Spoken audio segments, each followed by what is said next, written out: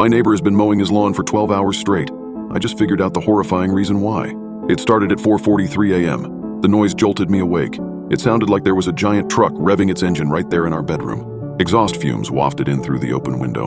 It was a bad way to start the day.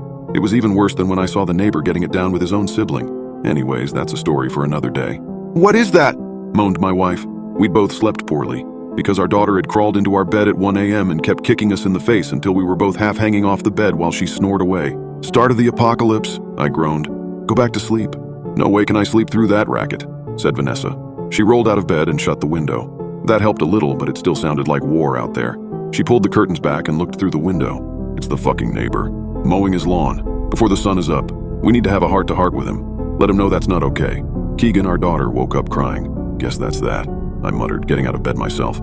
"I'll go talk to him after some coffee." "Bring me some too," said Vanessa. "Papa, bring me some Smarties," said Keegan. No Smarties for breakfast.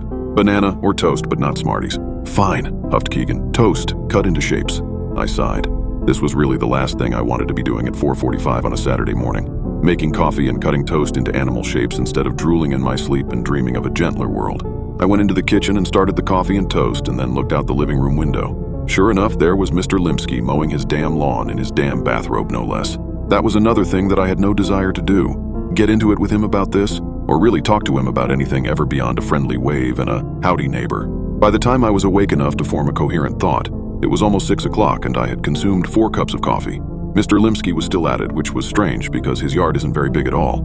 It shouldn't take more than a 40-minute mow job, but here it was, an hour and 15 minutes later, and he was still at it. I got semi-dressed and stumbled outside. I walked across my own yard, which I noted needed mowing itself. Maybe I'll tell him that if he mows my lawn and promises to never start so early again, I'll let it go. But I knew that I wouldn't do that. I was a coward. As I got closer, I observed with some confusion that his lawn was already mowed.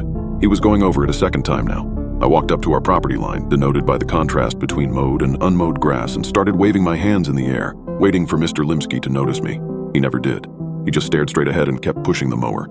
"Hey!" I shouted, but it was no good. I could barely hear myself, and so I knew that he wouldn't be able to hear me from across the lawn, right behind the lawnmower. God damn it. I walked across his yard until I was right behind him. "Hey!" Nothing. I tapped on his shoulder. Nothing. He just kept pushing the lawnmower onward over the already mowed lawn. I didn't know what to do.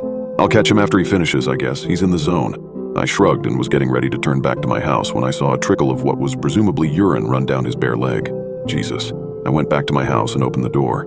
Vanessa was reading a book to Keegan. She stopped when I came in and looked up. "Well, he couldn't hear me. I'll go over there once he stops. He's got to stop sometime, right? And, well, I'm a little worried about him, honestly. I saw him,